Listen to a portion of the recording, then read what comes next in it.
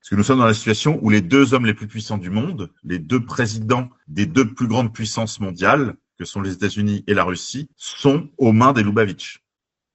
Pour ce qui est de Vladimir Poutine, le rabbin Berel Lazar l'a rappelé lors de confidences qu'il a faites sur Poutine et son éducation, sur son enfance, vidéo que vous pouvez retrouver sur mon fil Telegram. Ça a été également confirmé par l'ancien rabbin du Mossad qui a parlé de Vladimir Poutine comme d'un Chabadnik. Il a dit Vladimir Poutine est un Chabadnik et il y a des raisons de le dire. Il ne s'agit pas de Conspi Magazine ou de deux salopards, Gregorovitch et Monsieur K. Non, il s'agit du principal rabbin de Russie, bombardé là par les Loubavitch de Crown Heights, et l'ancien rabbin du Mossad. Pour Trump, il en va de même, puisque je le démontre assez clairement, enfin je le démontre, il y a des indices, disons, concurrents et convergents que je produis dans le dossier Trump, l'effroyable imposture, dans ODA Mag 3 de l'hiver 2024. Vous pourrez regarder ça, vous pourrez le retrouver dans ce dossier de plus d'une trentaine de pages, en particulier dans les premières pages où je reviens sur sa généalogie, sur les noms de famille qui gravitent autour de lui. Ses tantes, par exemple, sont toutes les deux mariées à des juifs. Son père, qui était un promoteur immobilier de New York, c'est le seul nom d'ailleurs qui ne sonne pas juif parmi tous les grands promoteurs new-yorkais des années 50, 60, 70, 80, ce qui est déjà une bizarrerie.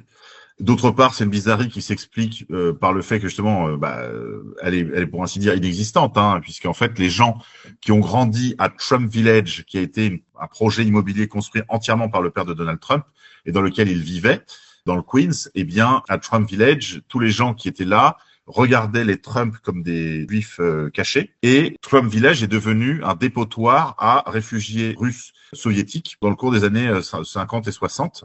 Et donc, tout l'environnement de Trump pointe vers sinon une origine juive certaine, en tout cas une origine juive probable, de toute façon des mariages dans la communauté de Lumière, et cela est confirmé également par son mariage de sa fille avec Jared Kushner, le célèbre Jared Kushner, qui est lui-même un Chabad Lubavitch. Et puis, c'est encore, ça rebondit. Il y a un journal télévisé dont je produis les références, pareil dans ODA Mag 3, dans les notes de bas de page de l'important dossier qu'on a réalisé. Vous retrouverez donc une occurrence sur des révélations qui étaient attendues de la conversion secrète, mais qui devait être rendue publique, de Donald Trump à la forme rabbinique du judaïsme. Et puis, il y a aussi ces photos où on le voit au Mont du Temple, brassant les plans que lui tendent les rabbins du futur troisième temple reconstruit, sur lequel travaille l'Institut du Mont du Temple. Tout est prêt. Même les vaches rousses ont été trouvées. Donc là, maintenant, finalement, ils n'attendent plus que l'avenue de Machiar. Donc, ils font tout ce qu'ils peuvent pour la précipiter, pour la déclencher. Et il faut comprendre que nous sommes dans cette situation-là, si vous voulez. C'est-à-dire que ces deux grandes puissances sont aux mains des Loubavitch. Ça ne veut pas dire qu'on ne peut rien faire, mais ça veut dire qu'avant de faire quoi que ce soit, il faudrait déjà commencer par comprendre où nous en sommes rendus de cet agenda. Parler d'autre chose, si vous voulez, parler d'autre chose en matière de politique ou même en matière de dissidence, c'est une plaisanterie.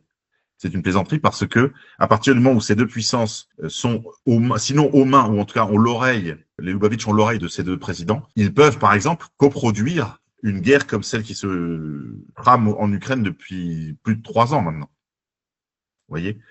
Donc, c'est ça qu'il s'agit de comprendre avant tout, avant même de commencer à se poser la question de que doit-on faire, que peut-on faire? Nous nous retrouvons dans une situation comparable à celle de 1945, avec une sorte de partage du monde, un Yalta 2.0, où l'Amérique de Trump et la Russie de Vladimir Poutine vont se partager le monde, ils ont déjà commencé largement, sur le dos de l'Europe, sur le dos de la France, et ce partage se fait d'autant plus aisément que, d'ailleurs, ça a été reconnu par l'entourage de Trump, que des communications extra-diplomatiques ou paradiplomatiques sont passées déjà par les Loubavitch, parce que nous sommes dans la situation où les deux hommes les plus puissants du monde, les deux présidents des deux plus grandes puissances mondiales, que sont les États-Unis et la Russie, sont aux mains des Loubavitch.